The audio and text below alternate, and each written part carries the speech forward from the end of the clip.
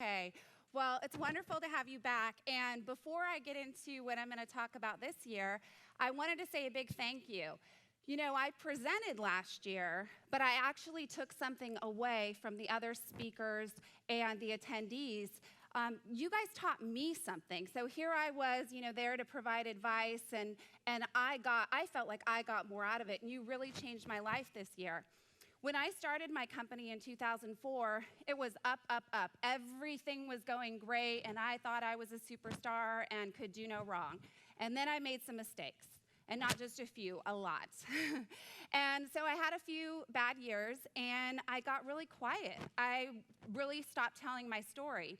And as I've started to open up more about the mistakes I've made and see quotes like that about your mess becomes your message, it encouraged me. And so a few weeks ago, it just came out a few weeks ago, but I did an interview for Good Housekeeping magazine, and I really spilled the beans. I really let it all hang out.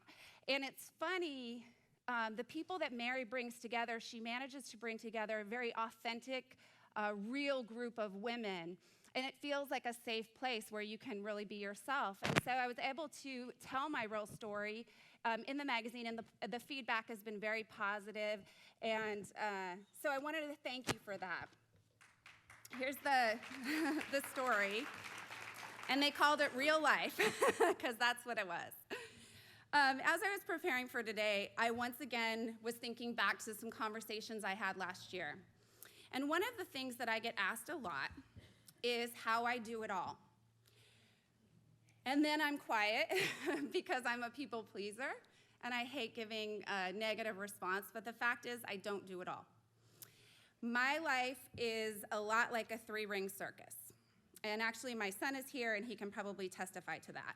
And I don't know how many whether you're a working mom, women, we're just nurturers, so we have people in our lives. It's never just about our work. And so I'm sure a lot of you can relate to that feeling of walking the tightrope, taming tigers, or in my case right now, it's teenagers. I can't get over that. And juggling. And the funny thing about this juggling picture is she's juggling all the balls. Well, if it were me juggling, they would all be on the ground. But it turns out I have a lot in common with jugglers. They don't like their picture taken when they're messing up. So I couldn't find a picture of a juggler with all the balls on the ground. I may have 2 in the air, but to have 4 in the air, it's not likely. And I have 3 sons, so there's a lot of balls in my house, but they're never all in the air. But in the last year, I've learned that that's okay, that it's okay that I don't have it all together all the time. There are days I'm learning to evaluate my success over the long term rather than on a daily or weekly basis. There are days when I'm a better parent. There are days when I'm a better businesswoman. There are days when I eat well and exercise. There are days when I'm a great friend. But one thing is, there is never a day when all of that comes together at once. So there isn't that day that I'm perfect, that I have it all together. If you evaluate yourself on a daily basis, you're going to tend to feel a little bit like you're not measuring up. So let me give you an example of how looking at something short-term versus long-term can give you a different perspective. So my oldest son can be very persistent. And I was on a business trip, and he starts texting me. And this is how I felt. And he would not stop. It was one text right after another. You see, he'd lost his driver's license. Not my problem, but he'd lost it. He was going to be getting on an airplane in a few days, and he needed to know where his birth certificate was. He wanted me to transfer money into his account. He needed to know where utility, just on and on and on and on. And finally, I took a step back, and I thought, here I am. I'm getting stressed out. I'm not doing my job. I'm not parenting. I'm doing nothing. So I made the decision to text him back and say, son, right now, this is your problem. I'm working. It wasn't a life or death situation. And so I said, I can't help you right now. Well, a few hours later, it was maybe later that night, I get a text from him saying, thank you. And if any of you have teenagers, you can imagine when I got that text, I'm not thinking he's being serious. I'm thinking thanks a lot, Mom. That's what I'm picturing. And so I said, can you clarify it? What do you mean, thank you?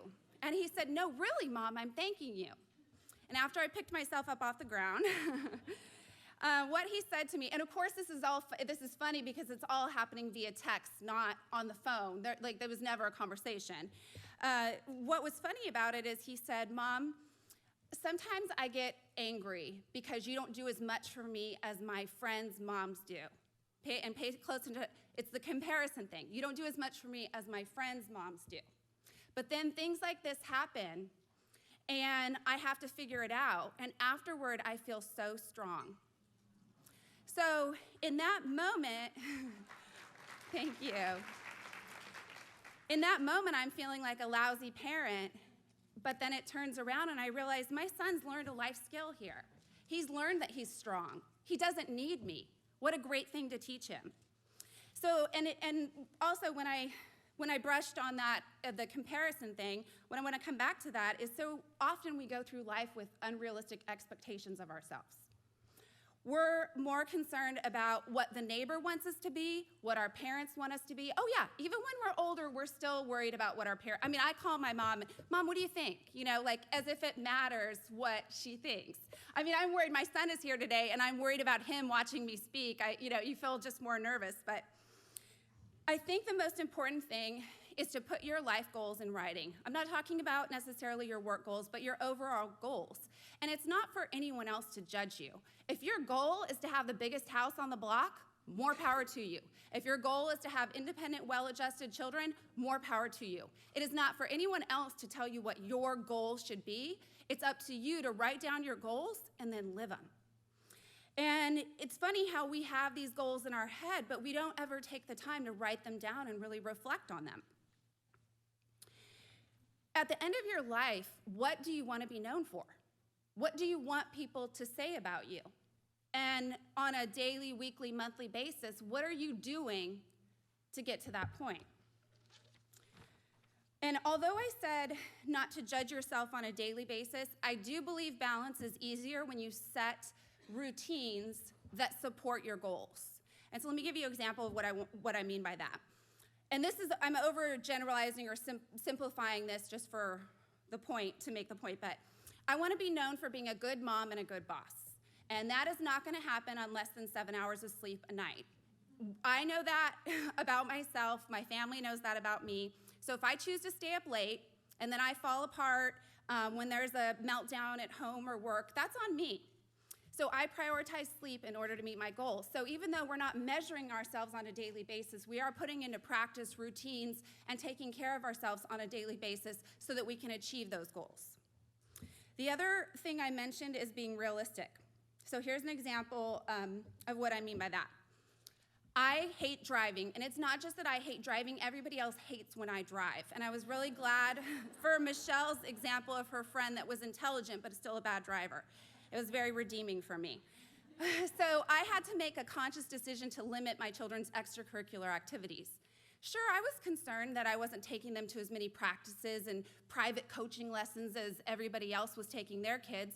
Maybe they were missing the chance to be the next Tiger Woods or Tom Brady. But I can tell you the world is a better place when I'm not racing around behind the wheel of a car, stressed out, to and from work and practices. And that's not to say that I told my kids, okay, fine, you're not going to have any extracurricular activities. No, that wasn't the case. My oldest son really loved football, and they had practice 2 times a day. And so I did that for a couple years and just made other arrangements to carpool. So I'm not saying completely just say no. I'm just saying realize your strengths and weaknesses and adapt for that. Every child needs love, but after that, it depends on the child. So get to know yourself, your strengths and weaknesses, your children's strengths and weaknesses, your family, whoever it is that you're caring for, whether they're human or furry or what. So finally, the last thing is to have the right perspective. I was bathing suit shopping once, and I can pull it together in clothes, but bathing suit shopping just leaves it all out there.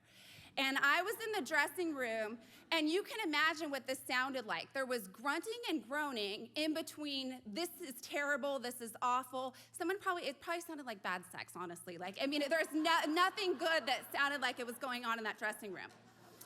And I come out of the dressing room, and this 80-year-old woman is there, so sweet with her white hair. And if an 80-year-old woman says, honey, I want to tell you something, you listen, because she's lived many years. She probably has something that I need to hear. And she said to me, at this moment, this is the best you're ever going to look. You are only going to get older. Well, if that wasn't a slap in the face. So I could, continue to focus on how I didn't look the way I did in my 20s, or I could say, you know what, for 40, I'm looking pretty darn good. Thank you. Another example, like on a personal level, is my son that's here today. I was not able to help. He's my middle child, and I was not able to help in his kindergarten class, but I had helped in his brother's class. In the neighborhood that I lived in, there were a lot of active moms that were in the classroom, and I felt kind of inadequate or, less than. But as he's grown up, he's had the opportunity on different holidays to come to work with me, like today, for example. But one of his favorite things now to do is work photo shoots with me. And so if we have a photo shoot, he is absolutely in heaven. He's learned how to work them. He learns that it's something he loves. Whether or not that'll be a career path for him, I don't know. But to have that kind of exposure is a wonderful opportunity. So I could choose to say, look, I missed out on these things in kindergarten, or I can say, look what my job exposed my son to. So really, when you start taking all of this into account, you realize that it's really, a lot of it is just your perspective, is how you're going to look at things. Are you going to look at them on a daily basis and measure yourself and say, today I did horrible? Or are you going to say, overall, this month I'm doing okay? When I think about it, I think to myself, so I've always thought, I don't have work-life balance. People would tell me, if you're not home by 6 and you don't have dinner on the table, you don't have work-life balance, and Holly, you need more structure in your life. But after I thought about all this, I thought, I've got this. I'm balanced, relatively speaking. So let's review. So first of all, set realistic goals. What do you want to be known for when it's all said and done? Then create routines and decisions that support and further those goals. Learn what to focus on when and why. Some days I had to choose to focus on my work, and some days it was on my children. I had to know my family and myself, our strengths and weaknesses, and what was capable. Were those goals realistic that I was setting? And finally, stay positive. I have one final piece of encouragement for you. My new way to look at work-life balance is like a GPA. You may not have straight A's, but you have a 3.8 GPA. So on any given day, you might bomb a test, not turn in your homework, but at the end of the year, what's your GPA? And I would imagine, just from the women that I've met here, that it would be very high. So whether or not you have straight A's, it doesn't matter. You don't have to be perfect. You have a 3.8 GPA, so keep up the good work.